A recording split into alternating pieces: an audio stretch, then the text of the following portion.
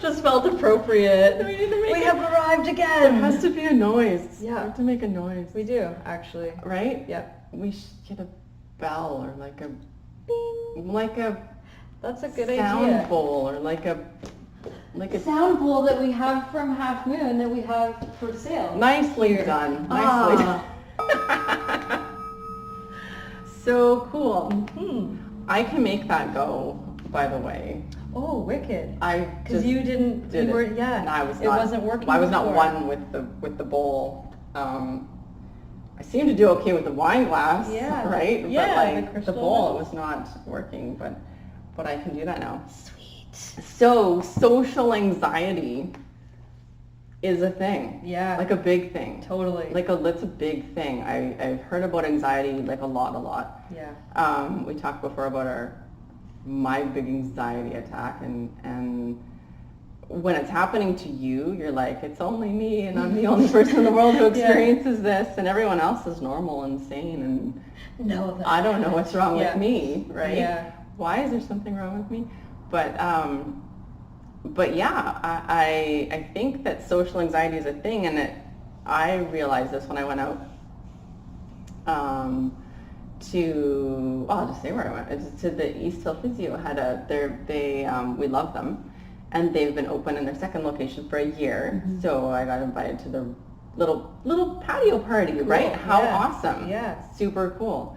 But then I messaged Allie, who is Queen Extraordinaire person who, as far as I know, she runs everything. Yeah. I'm sure Judy, the owner, does a few things here and there as well, but Allie, she's super awesome. And I said to her, I messaged her, PM'd her, I'm scared though to go because I don't go out much. I didn't used to be as angry. I feel like I'm almost getting worse in some ways. Yeah. Because I just don't go out. I come here, I go home, I come here, I go home. And she's like, dude, me too. I'm like, no, not true, because she's so outgoing. And so, but I think everybody thinks that about everyone who says, oh, I have social anxiety too. They're like, no, you don't. No, I do though. But no, you don't. You're fine. So I think it happens more often than we think. Totally does. And I was just mentioning before, if there was, post-zombie apocalypse, which we should all prepare for, right? And there were no other humans, you wouldn't have social anxiety. There might be a few other fears that you wind up getting after that. Carla just went on a tangent, but really, if there's no other people, we wouldn't have that social fear, because the whole thing about social fear is it's social. And why does that happen, Danielle? Why does I don't know. Why does that happen? I don't know. How do we fix it, Danielle? Danielle, how do we fix this, and why does it? I don't know. I mean, I feel, you know what? We talked before about the tribe thing, and I feel like maybe part of it is just because I know I prefer to not hang out with people or groups of people where I don't feel safe being myself. If I don't, and I've experienced not being safe being myself. Yeah. And I don't want to do it anymore. That's so true. Yeah, and I feel like that's a lot of what it is. And also, I mean, if we think of so much social media, which is awesome, it's got its place, I'm not knocking it at all. Totally. But also, the reality is people are sharing their best stuff. Yes. Most people aren't sharing oh, I forgot to mention, I sliced my finger in the kitchen the other day and it really sucked. You know, I've seen people post stuff like that, but generally speaking, here's the across selfie of me with spinach in my teeth. Yeah, it's not happening, right? No. It's people are aiming for those milestone things, or they're posting about, a marriage, an engagement, a baby, the thing that are almost typically superficial milestones, and not that they are milestones in themselves, and not that there's anything wrong with it. Totally. Not saying that. It's just people are so used to seeing these polished versions of others that they forget about the actual human underneath it. Mm-hmm. And I feel like that's just so big. It's oh, I'm gonna go to this event and these people do this stuff all the time. This person is always posting these cool pictures and always doing all this neat stuff, and I just go home and practice my yoga and read my books. That's it. And loser. and that's what I do. Yeah, and that's that's okay. Yeah. You know, and oftentimes I think that's actually like more what most humans want to do is the quiet, connected, Zen-like lifestyle. But I could just be saying that because I'm naturally like that too. But I feel like so much of it is that, because I only get socially anxious if I have to do something in a group of people that doesn't feel welcoming to me. I mean, And the event I went to was lovely. Yeah. It was beautiful. And I'm like, oh yeah, right, these people are really, really awesome. Yeah. And it was great.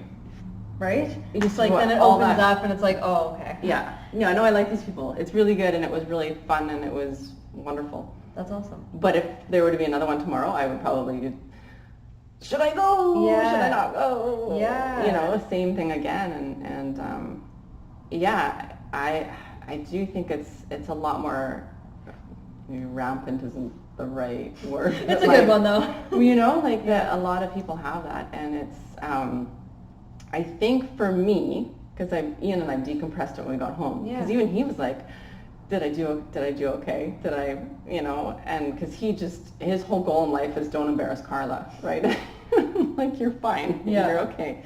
But yeah, we were like, well, what do we do better? What do we do different? I'm like, I think we just be brave. It's just socialization. It's what humans are supposed to do. Yeah. And we do. I feel like there's a bit of a difference between now and 10 years ago. Totally, yeah. We have I feel like I socialize all the time because of Facebook and Instagram. Yeah. And Snapchat and texting. I feel like I socialize all the time, but yet when I'm face to face with someone, I'm like, why do I feel like I've never done this before? Yeah. Because it's different. It's really different. Yeah. You know what I mean? And in some ways it's really good because I know so many people are so busy. No matter how busy you are, if you have a little bit of room on your plate, you'll put something else on it. Doesn't matter who you are or what you do. We were all busy, you know. So having the texting and the stuff, it really makes things more efficient. But it also removes us from human. Yeah. You know, that's why I really like the yoga quality of like, keep your life simple. If you don't have to have the mansion and the 5 vehicles and the yacht and the boat and this and that, then you don't have to work as much and you can have more time for self and friends, you know. You can have that time to do extra things, and that's literally my goal now. You know, you know what you just got me thinking too about, and this is like very generalized and more of a superficial kind of lifestyle, but there's this external seeking for acceptance, like, oh, if I have the right Lulu gear, if I have the right cool yoga mat, which these are awesome. They're really good, actually. You know, or if I have the right car, the right house, or a specific job or job title, whatever it is, then more people will accept. Yeah. But the problem is that's seeking acceptance through like these masks that we lay on ourselves. And then I feel like oftentimes like we can keep wearing those masks, and those may mask social anxiety because we're like, oh, I'm this persona right now and da da da da da. But when it comes to the realness, like actually really getting down to nitty gritty stuff in life, that's when all the masks fall off.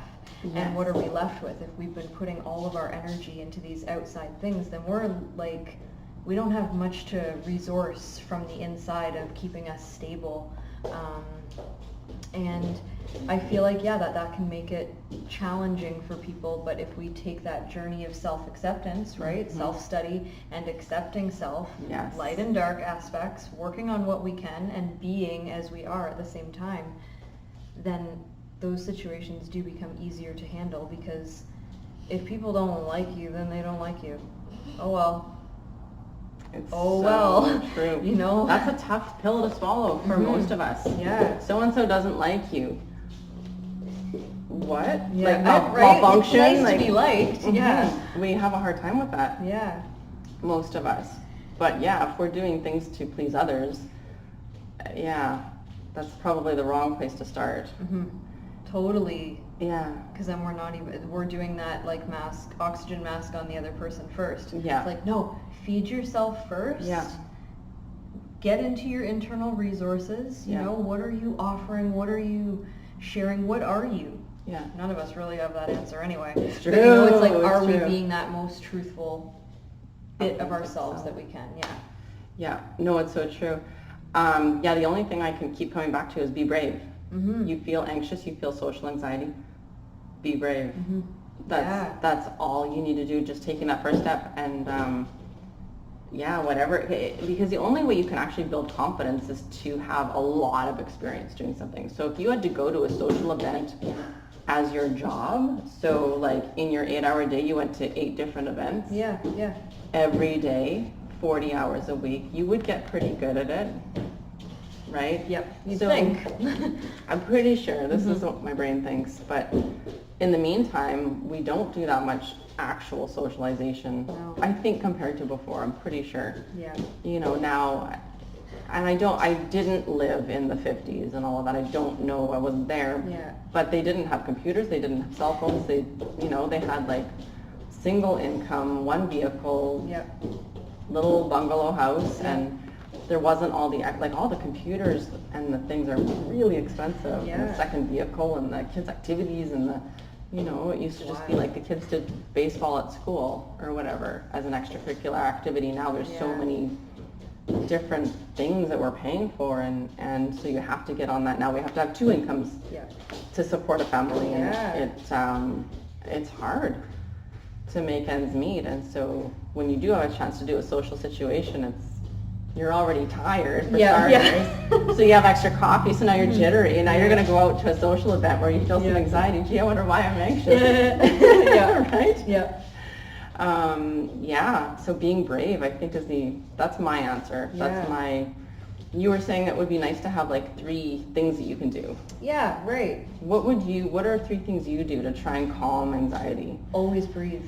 That's always the first thing I do, because it's going to be different in every situation. Like, I've had anxiety attacks while driving before. Super inconvenient when you're on the highway and not a chance to pull over. Right. But it's also super dangerous if it goes too far. Right.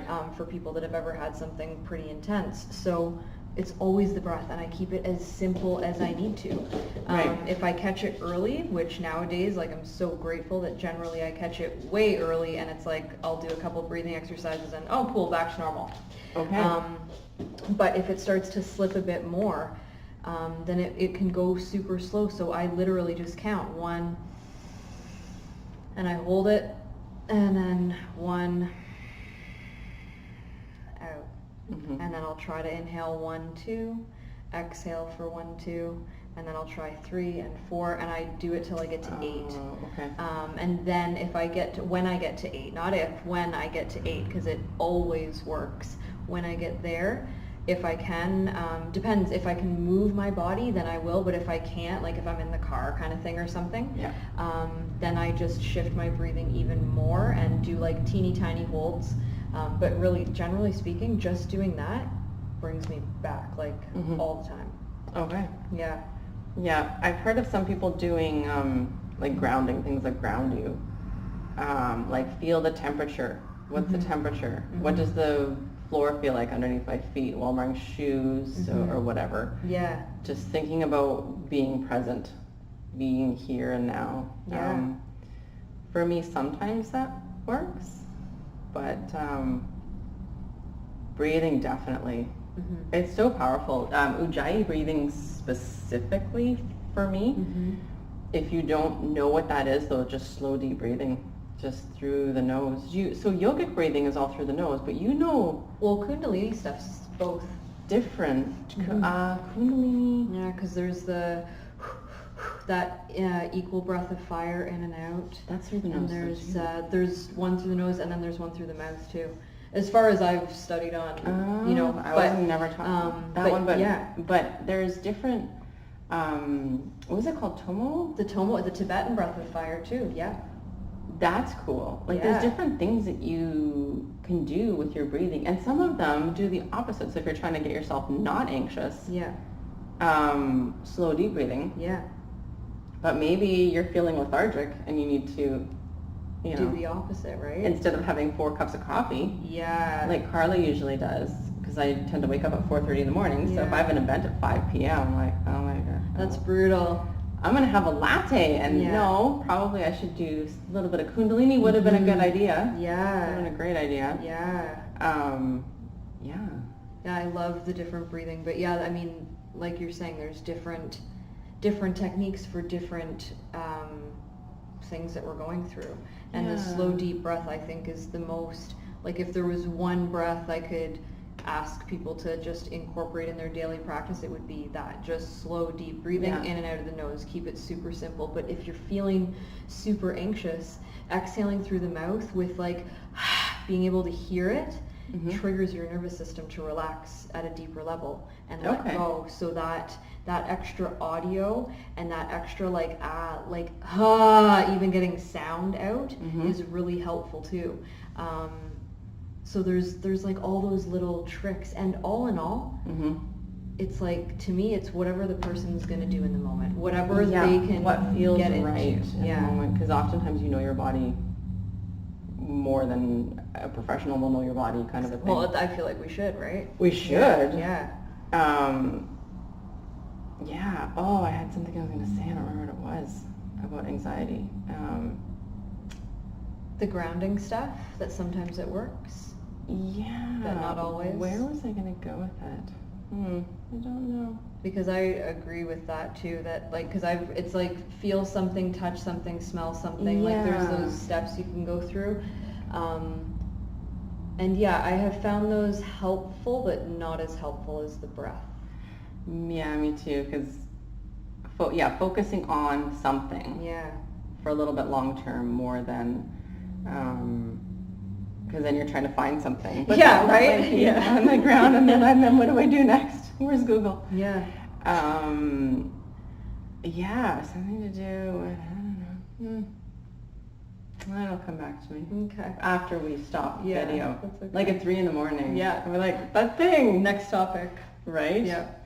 But breath for anxiety, for sure. Yeah. Getting the mindset shifted. I know what it was. Awesome. And it's not 3 a.m. and it's not after the video. One thing that I do find is prevention, like right throughout my day. I know for a fact, for me, if I don't exercise, like if my brain and my body are fatigued at different, do you know what I mean? Like if you use your brain all day long and you're figuring out all these equations and things, and how, like when I schedule, but I haven't done any exercise, now my body is anxious, but my brain is so tired, that will trigger anxiety. Oh, okay. So for me, it's a run. Even if it's midnight, I go for a run on my treadmill because I have a treadmill that will help. Or the opposite.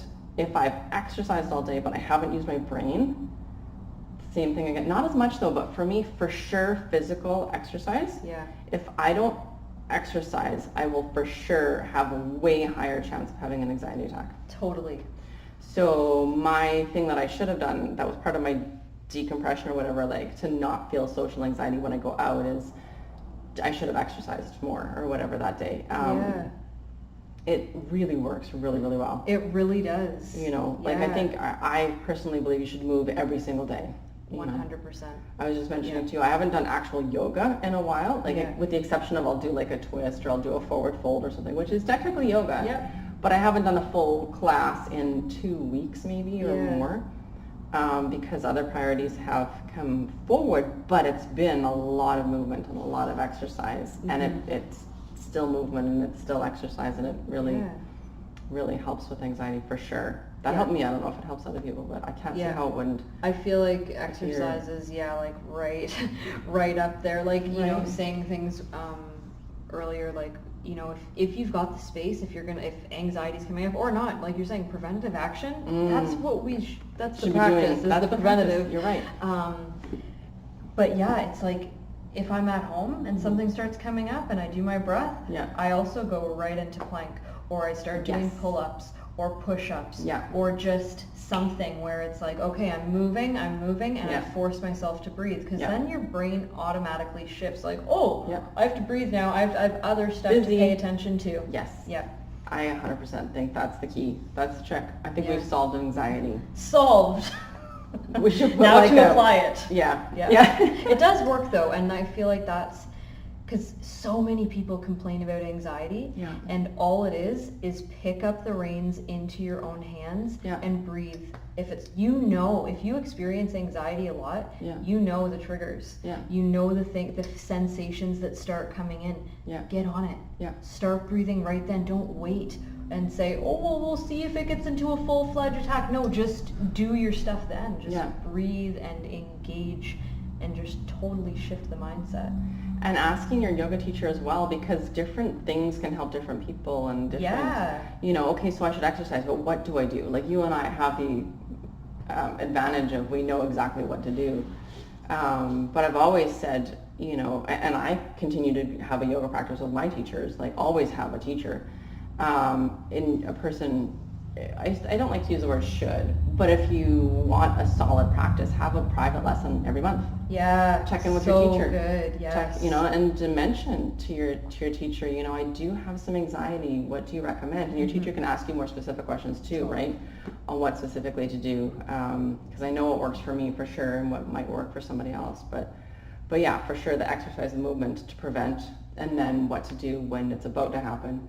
And after that, be brave. Yeah. Those are my 3 things. Yeah. Yeah. Yeah, I like the be brave thing a lot. Yeah. Because so many people feel that way. And even people that are like, no, I never get nervous. I feel like they might. Mm-hmm. And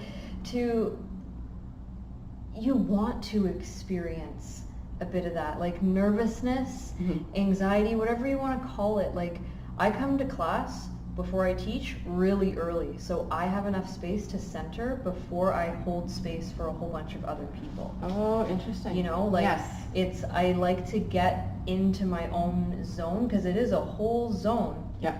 And if I'm going to offer my best self for that next class that's coming up, like I need to make sure that I'm centered. So, right. But it takes commitment, and I feel like people forget that. It's like you can. I'm not trying to be hella offensive here or anything, but you can pick up a pill bottle and take 2 pills every single morning to address specific ailments. That's great, but you can also do that same thing, engaging with something that actually comes from within you, and that is the breath. Yes. That feeds your body more than any pill ever will, and you can look up extensive studies on what the breath does, and you don't even need that. You don't need a whole bunch of studies, because if you don't breathe, you're not alive. So that's our number 1 source of life energy is the breath, and that's what serves our muscles. That's what serves our organs, right? Yeah. All that oxygen. And in yoga we call it prana. Yeah. Yeah. Exactly. Life literally means life. Life force, right? Yeah. Yeah. So we just have to commit. Commit to helping yourself. Yeah, for sure. I like it. We'll probably come back to this topic again and again. Yes. Anxiety. Yeah. Awesome. Well, there we go. There's how yoga can help anxiety. Yeah. Awesome. Some ways. Some ways, yes. Part 1 of like 5,000. Kind of, yeah. To be continued. Yeah. All right. Cool. Thanks, Danielle. Thank you.